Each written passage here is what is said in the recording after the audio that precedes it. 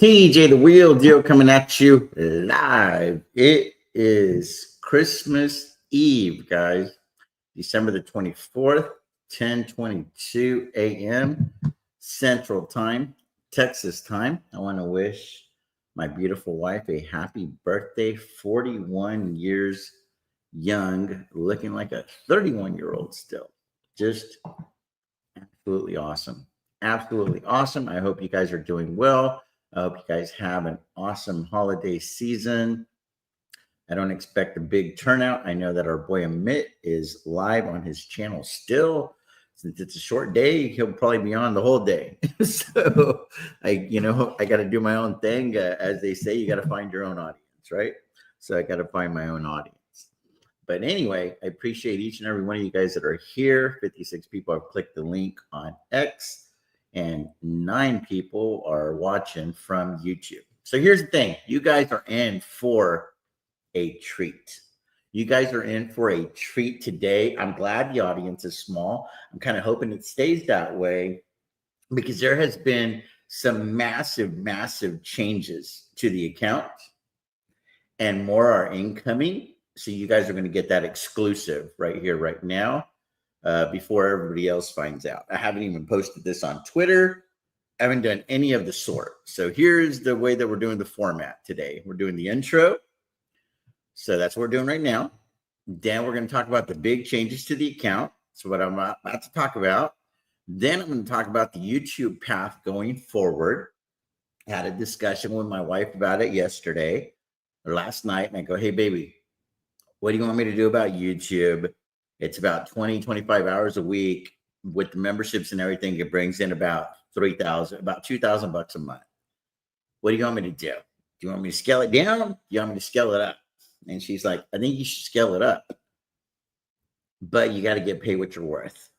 So I have her blessing to grow this thing, but it's not going to be for everybody on the membership side of things because I just can't afford to have that many conversations going forward on the FaceTimes. So that's going to, then we'll talk about the changes to the membership that I'm looking to implement.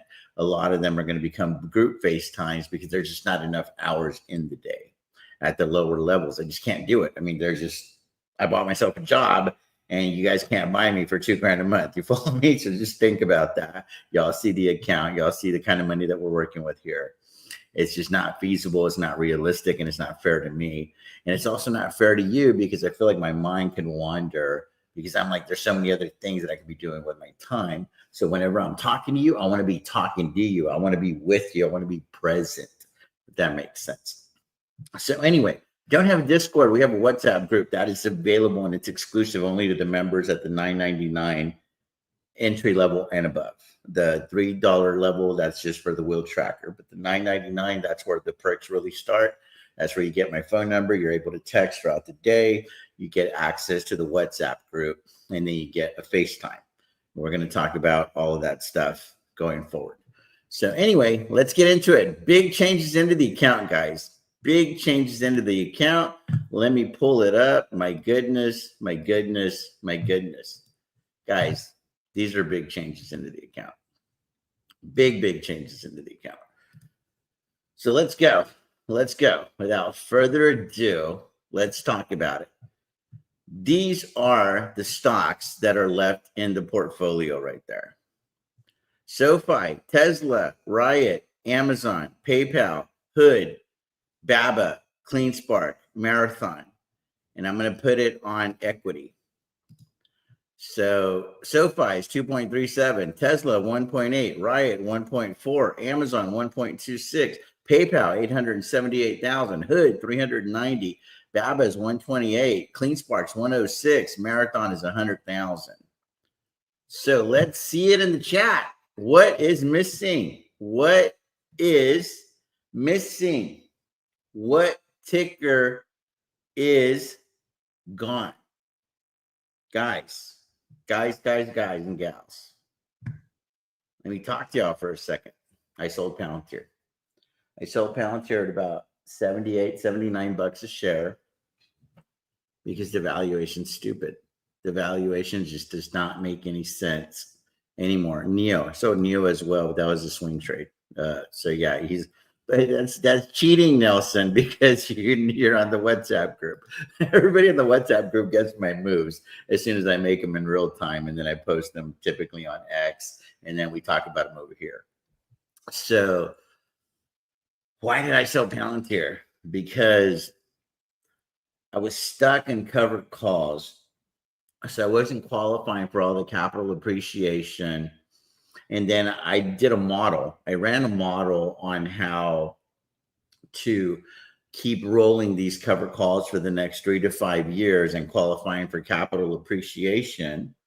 And then I ran that model that if I used all of that premium, if I used all of that cash available and I sold cash secured puts on my beloved Bitcoin miners, specifically Riot, I was going to make a lot more money freeing up all the capital, locking up the win, and taking all of those monies and selling cash secured puts, which is my bread and butter, because the premiums that I was going to make selling cash secured puts on the miners was going to outweigh any capital appreciation that I might leave on the table on Palantir, even if Palantir runs to 100.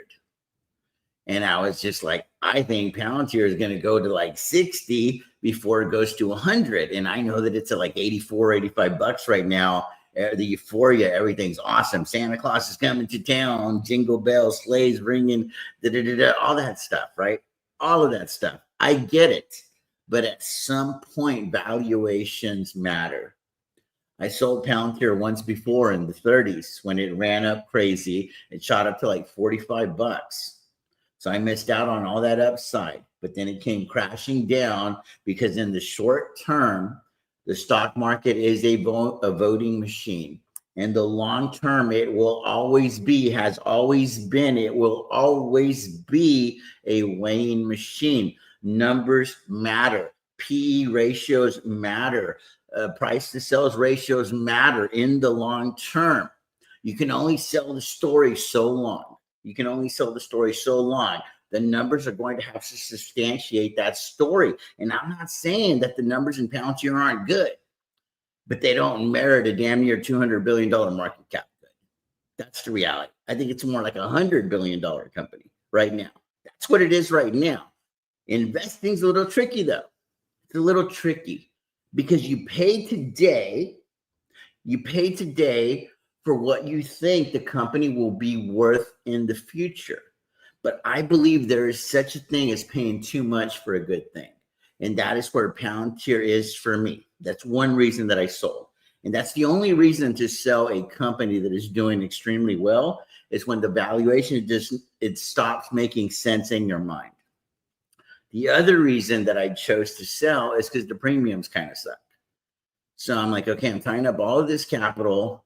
I don't even want to sell cash secured puts over there because I can make the same premium selling a cash secured put on Riot at like 11 bucks. A lot less capital, same premiums, selling freaking cash secured put on Palantir at like 65 or 70. So I'm like, dude, that's a no-brainer. And I'm more comfortable owning Riot at 11 versus, building up a brand new position with Palantir in the 70s or the low 80s. So I was like, I'm stuck. I wish I didn't have covered calls on Palantir. I wish I just had a bunch of long calls because I don't like cheering against my stock. So I'm still team Palantir. I think that Palantir is going to become a $1 trillion company. But I just do not believe it's going to be a vertical line. So when the valuation makes sense for me, we got $1 million in the sidelines ready to deploy back into Palantir. What is my re-entry point in the 50s? That is where I would like to start scooping up some of these shares again, get long on Palantir again in the 50s. So I'm still long the company in my mind. I just can't be long the stock because I feel like the stock got ahead of itself. Palantir is trading at levels, guys, that my models didn't have it trading at until like the year 2027, 2028. So I have to trust those models. And also, I have a place where I could put that money, which was selling cash secured puts, bringing a lot more static income through the door, padding the bottom line, building the cash reserves, building the war chest. So I don't find myself like cyber stalking Palantir. So that's what's going on with that. So that's the one big announcement. Other things that I did is I got rid of the Neo swing trade just to clear up the portfolio a little bit, because I'm trying to build up cash. I want to get this to like $5 million if I could. So there's options collateral of 5.1. The margin total, the individual cash of the account is extremely healthy right now. What's the next one that's going to go? BABA. I don't want BABA in the portfolio. Why? Because the premiums suck. The premiums are just not good enough. I have figured out what kind of hamburger stand that I have. I figured out who I am in the stock market, and I don't like holding stocks that don't have a double in them within the next 2 to 3 years. I think that BABA does, and I'm okay even if it's 3 to 5 years. BABA has that, I believe, but it also has to yield me enough premiums, and it just doesn't. It just doesn't. This is tying up $129,000 on 1,500 shares, and it brought in $2,235 in premiums. Right? Would have brought in like $4,000. So I just can't do that. I can't afford to leave that kind of money on the table. And then I have all this exposure in China and all this other shit. Now, this is an extremely, extremely profitable company. So these shares are for sale at $30. That's still my target exit point, but for sure, at least at over $86, because I don't want to lose money on the shares either. So I'm not in a hurry to sell these per se, but if they do go over 86, I'm out of this cover call on Friday. I'd probably just be okay getting back into cash and using that ammunition now to sell cash secure puts and bring that money through the door. I can go cash grab on MSTX at $55 and bring in a lot more money than Alibaba is going to give me. So that's what's going on with that. Let me check in with you guys, and then we're going to talk about the 3-horse race on the Bitcoin miners that I'm going to be featuring on Riot Weekly. So let me check in with you guys here and go from there. What is going on? Chris and Amit on intro. Okay, we did all that. What's going on, Kersey? Morning, TJ. Glad you got time for a live. Yeah, I got probably about 30 minutes or so, so I'm going to try to get into this thing. What's going on, Jason? What's going on, George? Merry Christmas to you. Merry Christmas, Bachata. Merry Christmas, T. Bill. Merry Christmas, Hayden. What's going on, Fritz? Appreciate you too. Merry Christmas. Thank you for your fantastic videos, knowledge. Appreciate you guys. Do you have a Discord? I just have the WhatsApp group. You have to join the YouTube membership. I think it's $9.99 a month to qualify for the WhatsApp group. Merry Christmas. Thanks for the videos. Sign me up. I can't sign you up. You have to do that on your own, but I'd love for you to join. Do you use 2 to 3? Yes, micro MSTX is the one that I've used. I've used TSLL, and then I did one trade on NVDO one time. Yes, Palantir is officially out. Neo, Palantir out too. Quantum, no Quantum. How can I join the WhatsApp group? Whenever you guys join the membership, you're going to get the number. There's going to be a link that auto-populates on that's there on the YouTube channel. You'll have my phone number. You text me. I screenshot that information to Alex. Alex adds you to the WhatsApp group. And that's how that works. I don't even know how to add people to the WhatsApp group. It's Alex's deal. I'm just an admin. It's not even my group, technically. What's going on, Derek? What stocks do you look to sell cash secured puts on? They're all there. Here, I'll show them in a second. Palantir doesn't take that dip. Would you eventually enter higher? Good question. I'm not sure. Probably not in stocks. I could see me just buying some long calls and running the poor man cover call campaign because it's more capital efficient. But whenever valuation doesn't make any sense, I don't want to own any shares because I'm not willing to write them down because I feel like I should have bought them anyway. You know what I mean? Like, I don't think I'm getting a good deal. I mean, I'm in the business trying to get good deals, and I just don't think that Palantir is a good deal right here, right now. 10 years from now, I may be proven to be absolutely wrong, biggest idiot on YouTube. What helps me is I have somewhere else that I could put the money, and I feel like I'm going to at least perform just as well as what Palantir could give me. From this point up, you say I'm experienced enough to feel like I don't have to make money on a particular stock. I just need to make money. I'm very clear on my objective, guys. It's to make money, right? I like to make it on certain stocks because I love certain stocks. Love me some Alex Clark. Love me some Peter Thiel. But the valuation has to make sense for me too. I know how to value companies. I know how to evaluate companies. Am I the best in the business? Absolutely not.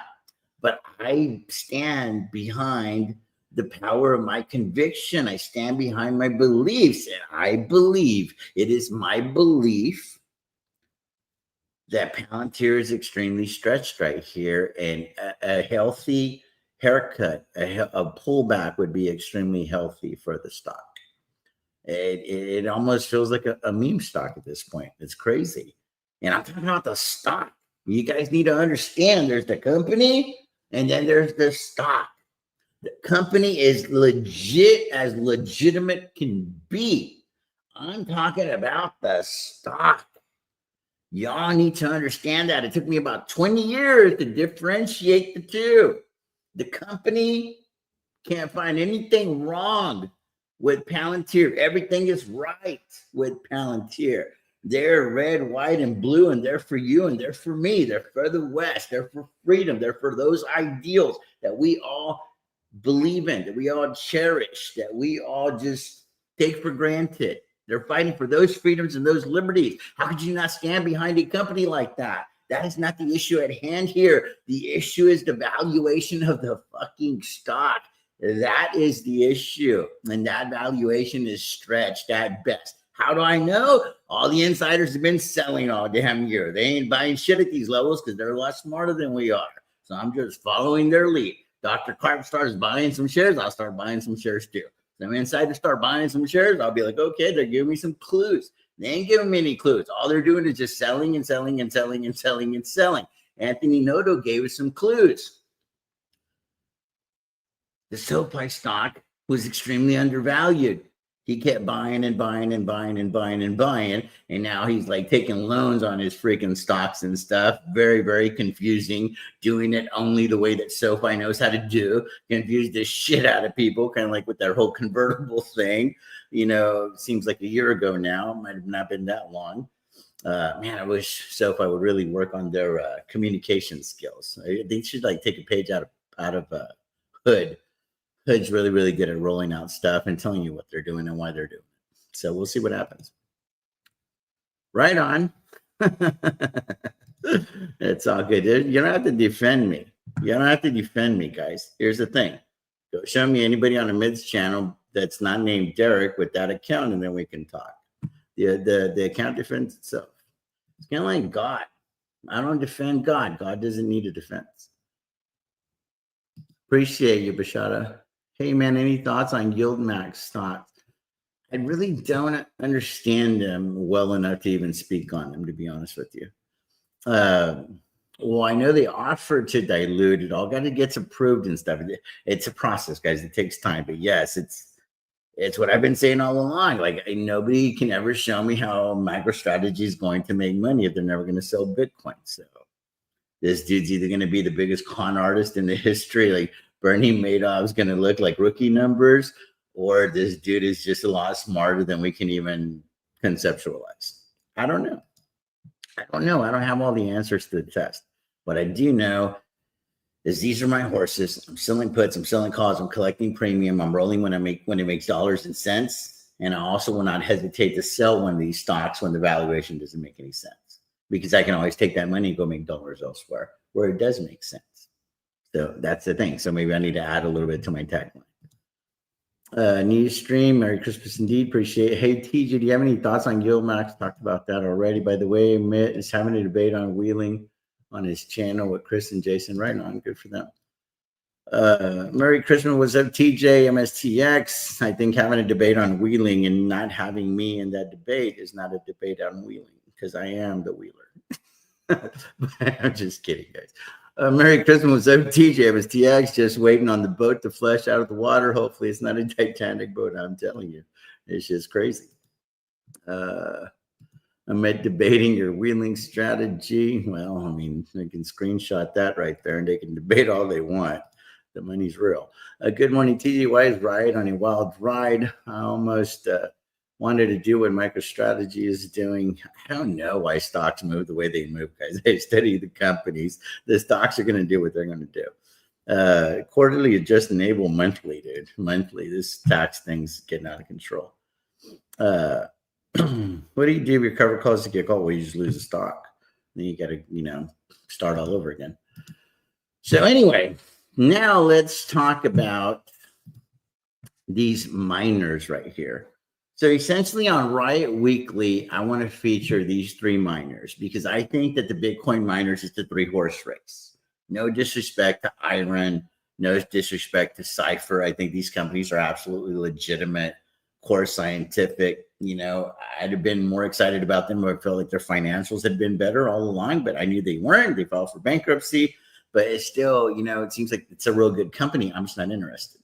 So these are my horses, right? So Riot is my horse. So we've got all these positions on Riot. We've got the 125,000 shares.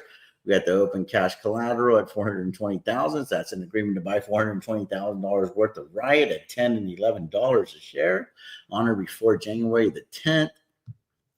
And then we got an agreement to sell all of these shares at $20 and an agreement to buy more shares at 15, a long call, an option to buy more shares at 15 on or before January 2026. So that's the entire Riot position. Then we've got a Marathon and a CleanSpark position. So we got CleanSpark here, very, very clean position. Just bought these shares today, so already up on them a little bit. So I'm not saying I bought the bottom. I'm just saying I kind of got lucky. I feel like it's extremely undervalued here. Am I as bullish on CleanSpark and Marathon as I am on Riot? No. In the short term, I think these could probably do better than Riot. In the long term, I think Riot is the horse that wins this race. But I think that these horses are going to do extremely well. And they may end up doing better than Riot. I don't know. But the beautiful thing is I'm treating it like a horse race. So you go win, place, and show. Riot is my horse to win, but if it only comes in second, which is place, or third and show, I still make a lot of dough. That's it. So I'm showing you how to make money on these miners. And that's what we're going to be talking about a lot on Riot Weekly. It's not just going to be about Riot fundamentals, CleanSpark fundamentals, Marathon fundamentals. We're not going to just be talking about that. That's part of the story. That's part of the process.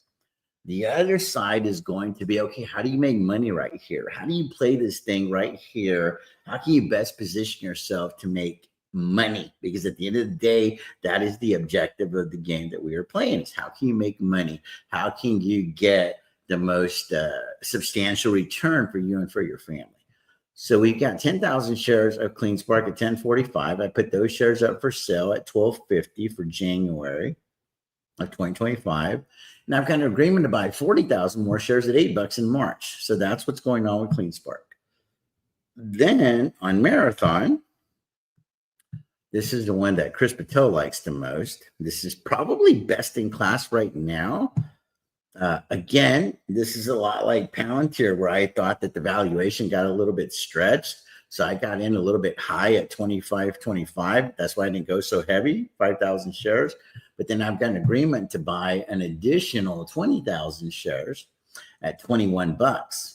Ideal entry point is actually 20. So I've already rolled these once or twice. So I'll have to probably roll them again to 20, take assignment down there. And then I've got the shares for sale at 25.50 because I bought them at 25.25. I can't afford to have squatters.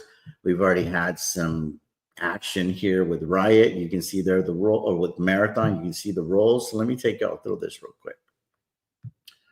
I'm saving this for Riot Weekly though. So essentially here on December the 3rd, I bought the 5,000 shares for 126,000. Then I sold the cover calls for 67.50.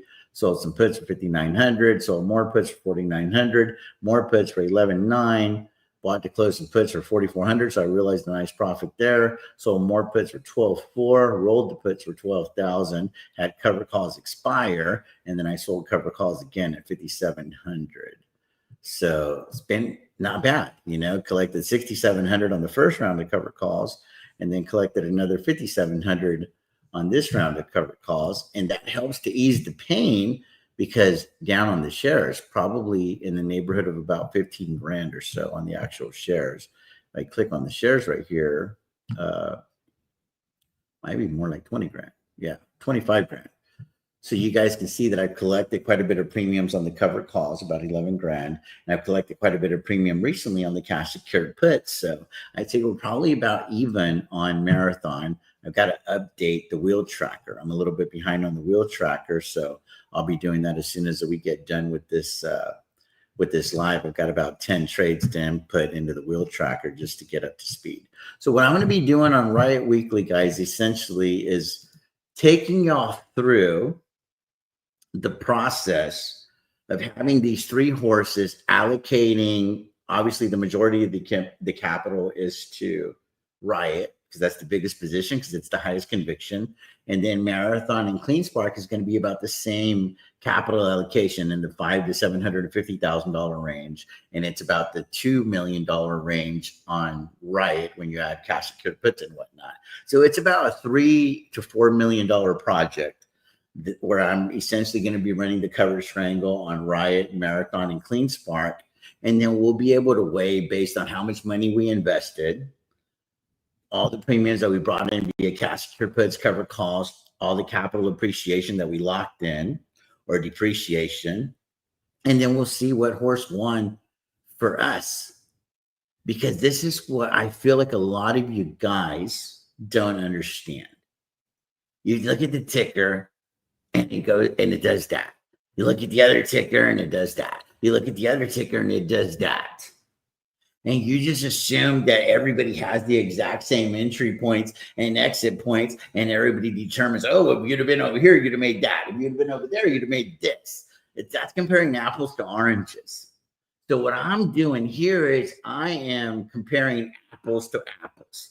This is exactly how I started with Riot, Marathon, and Clean Spark. This is how I wheeled these horses. This is how I sold puts, sold calls, collected premium, rolled when they made dollars and cents, let the shares get called away when that made sense as well. And this is ultimately the bottom line number that I made with each of these stocks. And that's going to determine the winner of my race. And what am I trying to teach you guys right here is you got to learn how to run your race.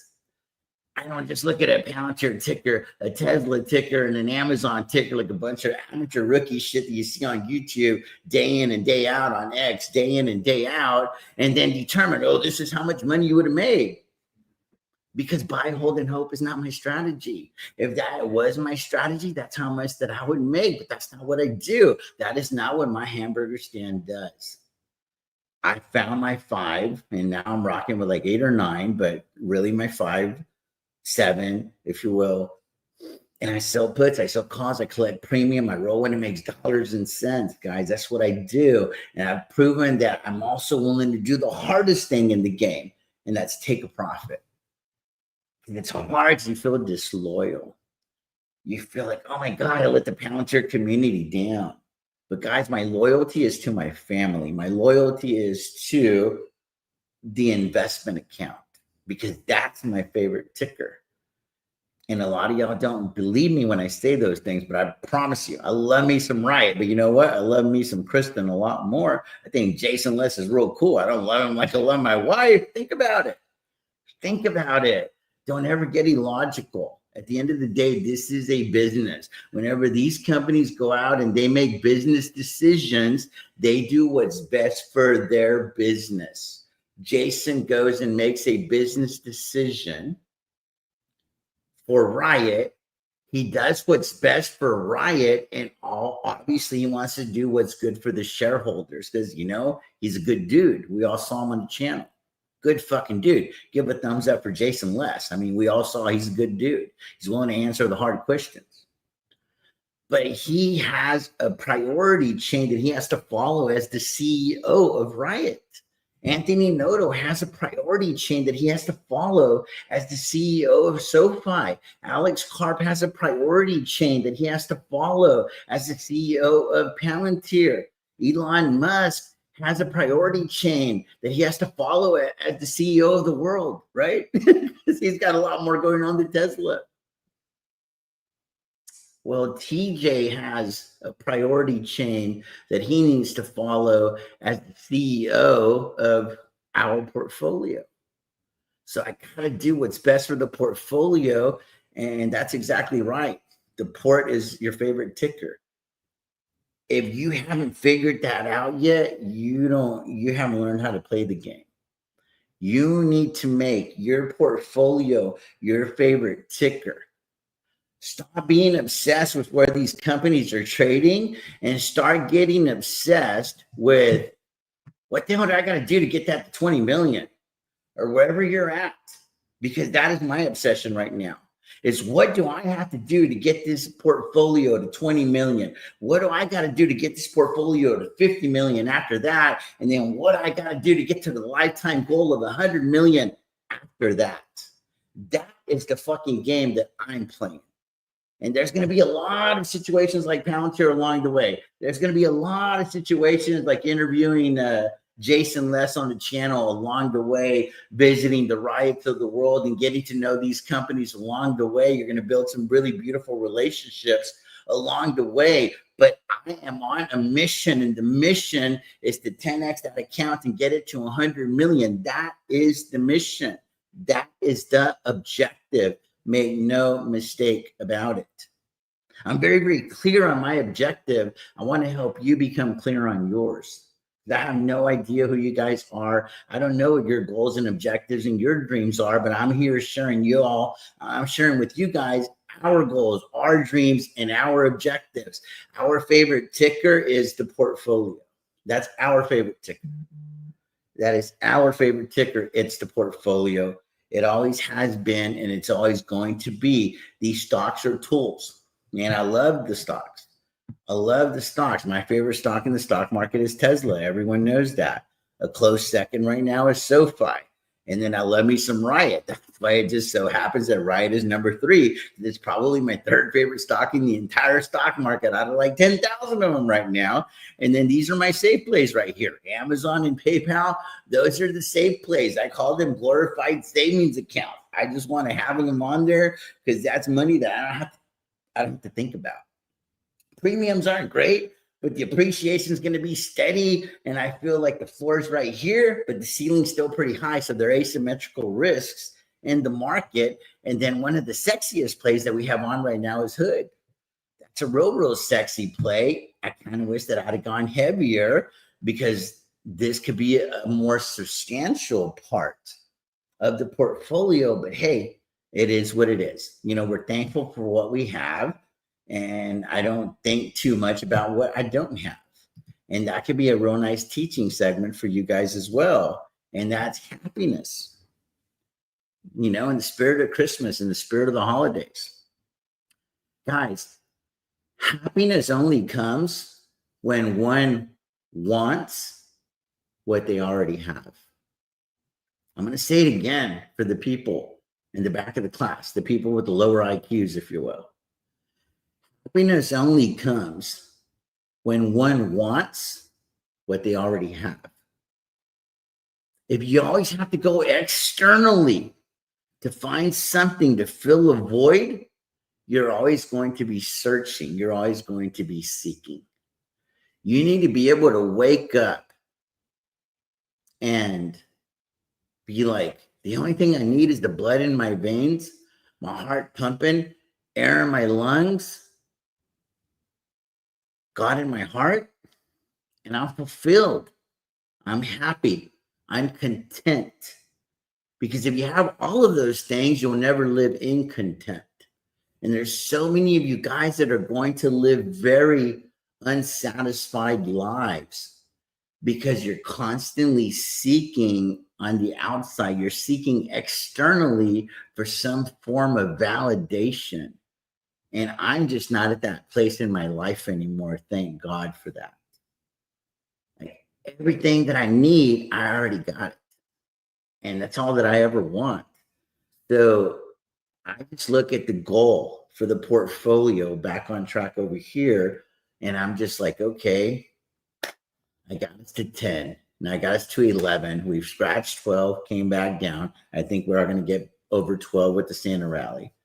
how can I position this to 15? That's like the intermediate goal.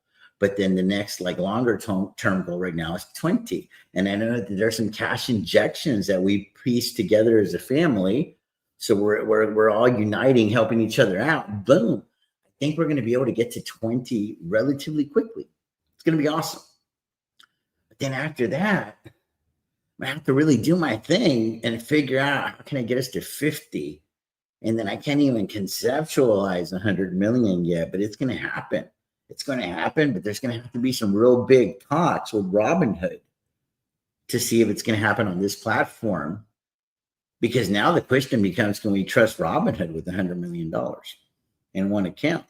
Because we all know how the insurances work, right? So there's a lot of things that are going on behind the scenes that you guys, maybe don't think about or whatever. So anyway, I think that's pretty much it for the portfolio. Let's talk about positions that I'm monitoring, babysitting. The BABA covered call, we already know that. The covered call on CleanSpark's kind of going against us. That's exciting because that means that the shares that bought this morning are doing well. Got the cash secured puts on Palantir that I sold yesterday and last week while we were at Torrey Pines. Those are doing well. Covered calls on Robinhood are doing well. Marathon cash secured puts are finally getting back to good, kind of like an old Matchbox 20 song from the 90s and 2000s. PayPal 93 covered call, I think those are going to be fine. The SoFi covered calls at 20, those are doing okay. I've got 1,000 contracts that I could sell covered calls on SoFi, and this is the last big announcement. Let's talk about SoFi, biggest position in the portfolio right now. 150,000 shares. Up a ton. 7 open strategies. Stock collateral, 50,000. So qualified to sell 1,000 more cash secured puts. Got covered calls, Got 400 covered calls at 20. Got 500 covered calls at 15. And then I've got the long calls at 7, the long calls at 5. The bulk of the shares are for sale at 20. For January of 2026. So I feel like those in at 15, those are going to be challenged big time. And then we got more calls that we could buy, we could exercise at 10 and 15. So I'm kind of thinking of getting very, very aggressive with covered calls and letting shares get called away and freeing up like $1 million so that I can sell more cash secured puts and bring money through the door. And then I can also take the proceeds and buy maybe another 500 to 1,000 long calls on SoFi for June of 2026, line myself up with Noto's compensation package as well as the other executives. And that could bring some more premiums through the door because the premiums on SoFi have become pretty light. So this has essentially become a capital appreciation play. But that doesn't really line up with the portfolio strategy. That doesn't really line up with the strategy of the hamburger stand. Whenever the premiums were real good on SoFi, it was awesome. But now the premiums aren't so good. So I'm not real happy with the amount of premiums that I'm bringing in via covered calls. That's why I haven't been selling a lot of covered calls. So I'm thinking maybe I can try to get these shares get called away, and then I can buy another 500 leaps, if you will, and then just sell covered calls against those. And now I'm only tying up 30 to 40% of the money on the long calls, and I free up all of the money from the shares because I can go make a lot more money selling cash secured puts on the miners or something else. So that is something that I'm considering for 2025 as well. So big changes coming in the portfolio. I'm growing as a wheeler. I'm learning who I am in the market, and I'm sticking to my rules. These stocks have to have a double in them in the next 2 to 3 years, preferably. 3 to 5 is acceptable. But they also have to yield sufficient premium. If not, they cannot continue to be a key item, a key menu item in the hamburger stand. So I'm revamping the menu a little bit because owning a bunch of shares in SoFi is costing me a little bit of money on the premium side of things. I'm getting a lot of money on capital appreciation, but premiums is realized, capital appreciation is unrealized. So if I'm going to rock with unrealized gains, I'd rather do that on long calls than on actual shares. So there's just nuances that I'm teaching y'all along the way as I'm learning them, and I get some mentorship help as well. I don't come up with all of these ideas on my own. So I have a lot of people that look at this portfolio that have a lot more experience than I do. They handle accounts with a couple extra zeros than I have. And they're like, hey, if you do this, you can get that. And that's your wheelhouse, cash secured puts.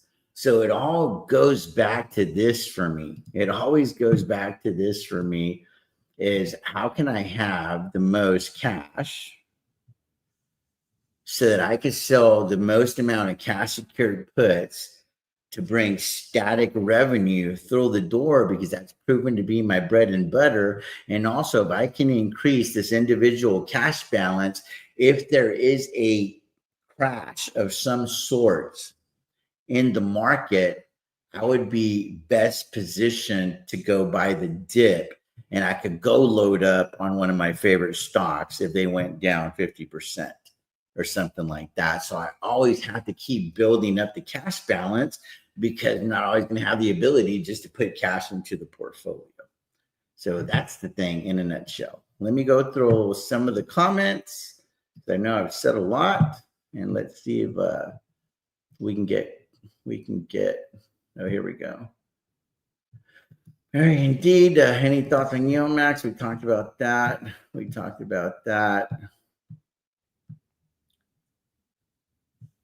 Did you already go over whether Riot or CleanSpark will get to 21st? That is an episode for Riot Weekly. I'm working on that material. So I'm going to go through the last earnings decks. We're going to do the technical analysis on both companies. We're going to go over the convertible situations, etc. As I'm growing the channel, I'm going to reach out to the CEO of CleanSpark as well, see if I can get him on the channel now that I've made $250,000 with the stock. So we can grow the channel. I'm going to reach out to him as well and see if we can get him on the channel as well and see what he has to say, and kind of compare it to Jason Less as well. I highly doubt that I would ever be able to get Fred Thiel on the channel, because he probably knows by now that I'm not his biggest fan, because he said some things a couple of years ago that I didn't really. I just feel like I feel like he lied to Tom from Talking Investing. And I don't think he did it intentionally. I don't think these CEOs ever do, bro. They're like higher caliber than that. But I think at the end of the day, he went down his priority chain, and he's like, oh, shit, I know I said I wasn't going to do this, but this makes a lot more sense, because, maybe talk to the board or whatever, and they ended up doing X, Y, and Z, and it just left me all confused. So I was like, I'm out of marathon for the time being. Maybe I overreacted. Who knows? Anyway, let's listen to this one right here, Bulls versus Bears. Hey, TJ, do you ever sell covered calls below your cost basis? Yes, I do. Do I recommend it? Not really, but I do. I have AMD shares with a cost basis of 140 and my adjusted cost basis is 137. Okay. And I've been selling calls using a 20 delta below. And if my strike gets breached, I'll just roll. That's kind of what I did too. Would love your thoughts on this. No point of letting your shares collect dust on the side. Man, that's what I do. Is it advised? Not for everyone. But if you already know what you're going to do, if your cover call gets challenged, this is the way I look at it. I'm in the hole. I'm selling cover calls to kind of like get out of the hole. And then now all of a sudden my cover calls in jeopardy. Well, guess what? That means that my shares finally started printing a little bit. So I'm really, really happy to climb out of this hole by rolling. And then as long as I can eventually get back to my cost basis, all the pain can go away just by letting the shares get called away. And then you can start from scratch. And you made some money along the way, and your shares didn't collect dust. So I absolutely agree with that strategy, but it's more advanced psychologically. So you need to have the right temperament to implement that strategy. That's why I say it's not for everyone, because pushing the buttons and rolling and all that stuff, a lot of people can do that. Not a lot of people can handle the psychology and the stress that comes with doing that, because you're like legit playing from behind. And if like something gets assigned prematurely, even though it doesn't make any sense, man, it can be tough. Trifecta box. Come stop by Mitts. What's going on with the Mitts? How do I watch a Mitts here? Can we go to a Mitts or no? Where's our boy Mitt? Here's Mitt.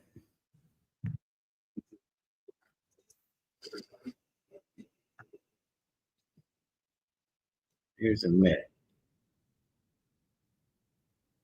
I'm doing present. No, hold on. I'm gonna go present. Muscle. Get powerful insights to understand how different diets and data. From the convertible side, dude, these convertible, the people who are giving this motherfucker money, bro, they're making a ton of money gamma trading right now. They don't give a shit about Bitcoin. Okay, they could give. So we're all watching the Mitts channel. They know Sailor is. Gotta look at the chat. The MSDR Mafia is live and well here. I'm just saying they know what they're doing. Can you guys hear? Like, well, I'm smarter than them, so I can fucking keep doing this shit until the end of time, right? The problem is Sailor is setting himself up for a major problem if something goes in the other direction. So this is all about risk management, man. And Sailor right now, being a Bitcoin maxi, he's I don't know. I don't even know how to like. You know the strategy, what I'm talking about, right? What these convertible debt guys are doing on it. Yeah.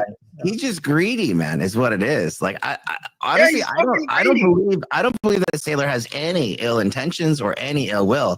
I think he's just greedy and he sees the situation in front of him. But like, as someone that's been in the cryptoverse for probably more than 20 years, like Bernie Madoff. I got in there as like the core group, right? Like to me, maybe like of the decentralized finance, blah, blah, blah, blah, blah. And I'm looking at this, I'm like, okay, he's not trying to do anything malicious. There's no question to me whether or not he is or isn't. And honestly, even if nothing happens to the debt piece and he gets to hold all this, it's just at its core, the whole idea of somebody owning that much, which not even, by the way, it's not even the idea of somebody owning, it's a publicly traded entity owning that much who's under the scrutiny of the SEC. I'm like, this is like backwards. Like this is like against, I know he would, it's like, but I'm not calling him dumb. I'm saying like, it's a principle thing, right? It's weird, right? Like Jason, in my opinion, he's risking the ecosystem. Okay, by consolidating everything into one and then applying a whole bunch of leverage against it, he's literally asking for something to melt down, and then if it melts down, people are going to lose confidence in this thing. Obviously. Okay, but to play devil's advocate, what if Bitcoin actually does go to 200K? And MSTR goes to like 600. Like, what would you guys be saying at that time? No, I think it's the same. Yeah. We would probably be saying the same thing as people that are bullish MSTR. If it drops to 200 or 150, they would probably be saying that, the same, right? It's going higher. And from a trading perspective, by the way, I'm not saying it's going to implode or anything like that. I'm just like, I'm looking at this. I'm like, dude, this is counterintuitive to the entire reason. The original, I guess, like old school crypto people got in. Anyway, interesting. I love Amit's channel. He's always got like the best energy. Let's give a thumbs up for Amit over there. Anyway, I just texted him, told him that we were live watching his channel. But anyway, guys, I hope that you guys can appreciate the honesty, the level of transparency you guys get on this channel. So now let me go back to the very beginning and let's talk about the YouTube path going forward. And then the membership path going forward, just to wrap up the stream, because I got to go pick up my wife's Porsche. We had a nail in the sidewall of the tire and they just messaged me that the car's ready and they close at 1. So here's the thing.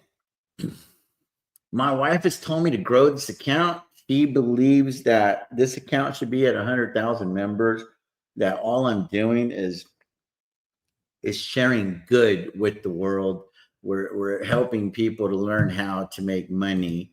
So in order to do that, that's going to require a bigger time investment on my part. So I'm going to go back to going live at least 3 to 4 times a week in the mornings and a couple of times in the evenings. And then I want to do at least 2 Saturdays a month, kind of like a quasi super Saturday seminar, to where we do like a really extended live Q&A, so I can really get in there and answer y'all's questions. The first couple, I'm going to do those open to everybody, anybody that wants to watch. But those Saturday seminars, because I'm not having as much time to do FaceTimes, and I'm having to cut the FaceTimes shorter and shorter, those are going to probably be reserved for the members eventually, so I can really get to the bottom line of y'all's questions to help you guys feel comfortable in your journey, to make sure that at the end of the day, everybody's learning how to fish. So that's what's going on with that. Now, on the membership, I'm only going to take on 100 more members, however they come, whether it's at the $9 range, whether the $10 range, the $25 range, the $100 range, and I'm going to close the memberships off on the account. If you're already a member, you can continue to be a member, as long as obviously you're paid up, the thing will let me know. But I am not going to grow the membership past that, because there just wouldn't be enough hours in the day. So once we get to that level, then we will know. So I'm going to see if I can pull up the YouTube studio here so that we can all agree on how many members there is right now on the channel, so that nobody gets angry at me whenever I close off the members. So if I go here to the dashboard, here, so I'm going to do present. So I'm trying to find where it shows me the amount of members we have. So bear with me. So we have 7,633 subscribers. This is where analytics maybe. So here's a bunch of analytics. Revenue, perhaps it's revenue. Shows the revenue. Members, no, I don't know. No, that just shows like where the money comes from. So it's mostly memberships. 86% of the money comes from memberships. The ads is 11%, all that stuff. So I got to figure it out. I know I can find it on my phone. Oh, I can do it on my phone. I know where it is on my phone. And I'll just show it to you guys from there. So if I go here, hit the little dollar sign here, and I hit memberships.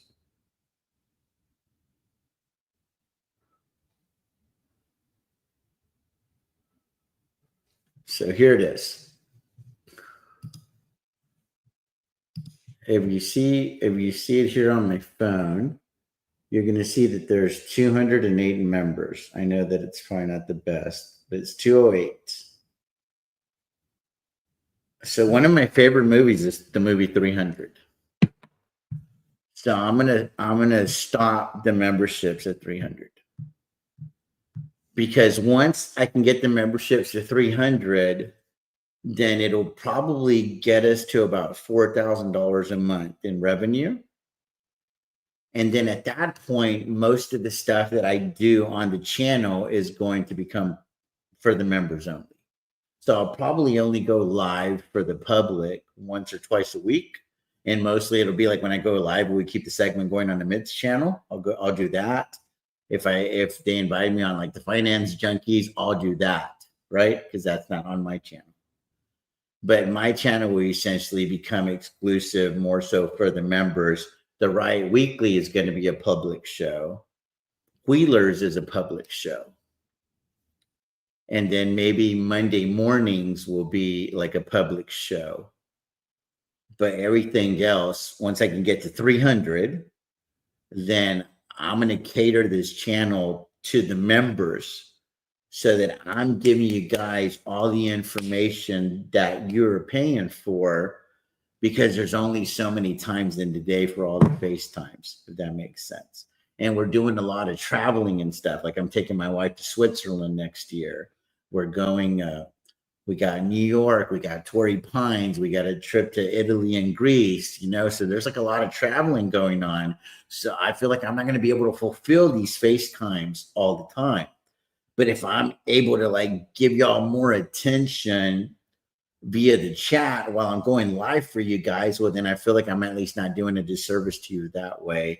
And then I'm going to encourage you guys to use the number, to use the text me throughout the day. And the best way to help yourself, for me to help you via the text during the market hours, is text me your screenshot and what your situation is. That way I'll know exactly what it is that I can help you with. That's the best way, because you show me a screenshot, all I got to look is expiration dates and strikes, and I just know the answer to that test. It's very easy for me. It's not emotional at all. I just look at intrinsic, extrinsic value. I look at a real quick RSI, MACD, all that stuff, and I'm like, this is what I would do. I can't tell you what to do, but I'm telling you this is what I would do, and it could be very, very helpful for you guys. So anyway, I hope that you guys can appreciate that. Memberships, $3 gets you the tracker. $9, or it's like $10 a month. That one gets you the, that's where you're part of the WhatsApp group. And then you get one FaceTime with me per quarter. At $25, it's WhatsApp group, the text messages. These are all for all the memberships, $10 and above. And then it's a FaceTime once a month at $25. At $100 a month, it's a FaceTime one time per week. And then the one that's off the record, because it's not through YouTube, that's the one that's $250 a week. And that's a FaceTime every single day for 15 to 20 minutes. And we knock those out kind of like pregame before the market, or right when the market opens, because I never go live before like 9:30 anyway. So we knock all that stuff out. And it's portfolio updates for you. It's like, okay, what are your goals? What are you trying to do? How can I help get you there? And I essentially be like, dude, if this is my account, this is exactly the moves that I would be making. This is how I would be trading your account, essentially. You know, as much information as I can give you guys without breaking the law, essentially. So memberships are, again, $3 a month if all you want is the tracker. Keep in mind, if you sign up for the $3 a month, once you get to 300, I don't care how the memberships happen. Once you get to 300, that's it. I'm done with this thing. We're at 208 right now, or 210, 211. So we've had a couple people sign up. We have the Ash sign up. We've had Raul sign up. Appreciate you guys in Dharma. So at $9.99, you get text messaging with me throughout the market hours only. And then you get the WhatsApp group. One phone call, FaceTime every 3 months at $25, all the same. But the FaceTime calls once a month. Then at $100, the FaceTime's once a week. And then at $250, it's a FaceTime every day. So those are the levels. But the last one, that's something that I don't know how that works. I think you have to cancel and then you have to upgrade. I'm not sure how that works. You got to get with Alex, dude. Alex is the one that kind of runs the channel. You know, I pay him. I tried to be upping him. I was only paying him like $30 when he first started. Now it's more like $50 to $100 a month. I eventually trying to get Alex up to $250 a month. I know it's not a lot of money, but the challenge is to make a lot of money. But this kid is special to me. I like him. Met his dad. Everybody's just stand-up guys in that family. They know the family that I married into here in the Valley. It's really, really awesome. So anyway, yeah, you have to be on your computer, I think, and there's a join button. There's a join button. I think that's how it works. So I don't know. I really don't know how that works. I've never even seen it, to be honest with you guys. I don't know how it works. Oh, here it is. Here it is. Yeah, whenever you click on the channel, it tells you how to do that. I wonder if I could just do that right there. I wonder if I could do copy. I'm not real sophisticated with this stuff. I need somebody like Nala helping me on the channel. Paste. Yeah. I think that might be the link. I'm not sure if that even works or not. But anyway, man, I appreciate each and every one of you guys. I'm going to be more dedicated to YouTube than I was as of late. But at the same time, I need you guys to appreciate that we are at approaching a level in life where we have a lot of freedom and flexibility, and we want to enjoy, the fruits of our labor. So we are going on some vacations and enjoying some family time and trying to live our best life and all that stuff. But at the same time, I do want to be dedicated to helping you guys do the same thing as well. So it's a balance that I have to find. And I've never been in this situation before, if that makes sense. But anyway, this is TJ, the Wheel Deal, signing off. As always, may your sky stay blue, stock screen. Peace out. God bless you guys. Merry Christmas.